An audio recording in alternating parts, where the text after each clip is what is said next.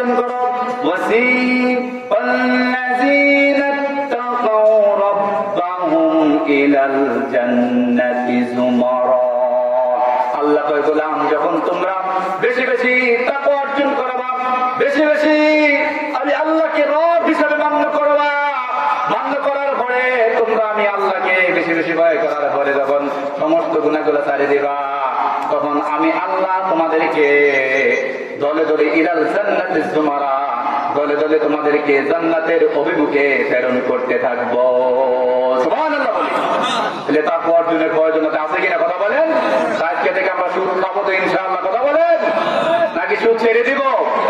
এই গ্রামে ওয়াজ করা লাভ কি যদি আমাদের সুদে না থাকতে পারি? মসজিদের ইমাম সাহেব, আমি মাদ্রাসা প্রিন্সিপাল, যদি আমি ঘুষ খাই, সুদ খাই, কোন কাজে আসবে? মসজিদের মুতওয়াল্লি সভাপতি হন আপনি, স্পষ্ট কথা।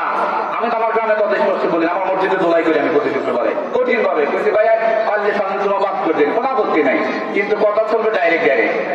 ইমামতি থাকবে অথবা চলে যাবে, কিন্তু কথা চান নাই।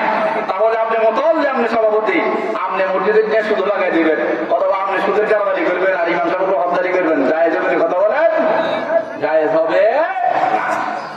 এই জন্য আপনি যেখানে থাকেন সেখানে আল্লাহকে ভয় করবেন। আল্লাহ কেমন ভয় করতে হবে?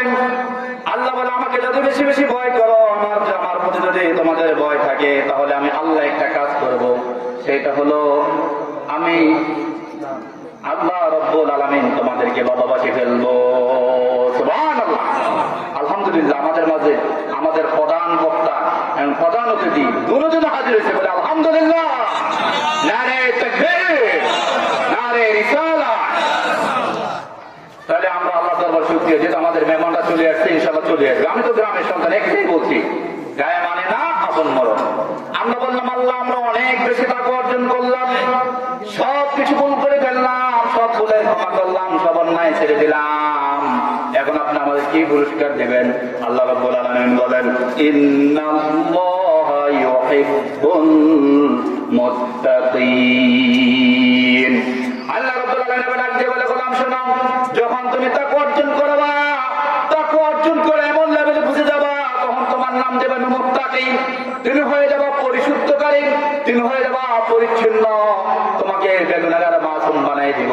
আর যখন তোমাকে আমি বেগুনাগার মাসুম বানাই দেব, তখন আমি আল্লাহ রব্বুল আলামিন তোমাকে স্বয়ং নিজে ভালোবাসি ফেলি। সুবহানাল্লাহ। আল্লাহ যদি ভালোবাসে তাহলে কোনো চিন্তা আসেনি? কথা বলেন।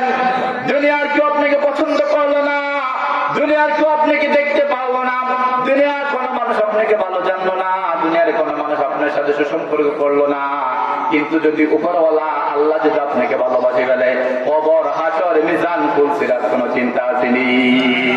এই জন্য আল্লাহ বলে, গোলাম শোনো, ইলামু আন্নাল্লাহা মাআল মুত্তাকিন।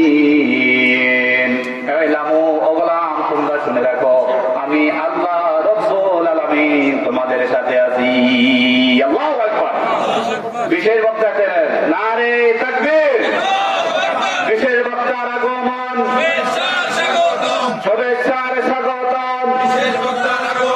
ভালোবাসীর পক্ষ থেকে লাল গোলাপ শুভেচ্ছা। মহতরম মুহতারাম, আমরা এলাকার সন্তান, হুজুর যেহেতু চলে আসছে, আমি আর আলোচনা দীর্ঘায়িত করবো না বেশি, তো আমরা অন্য সময় আলোচনা করবো। আমি একটা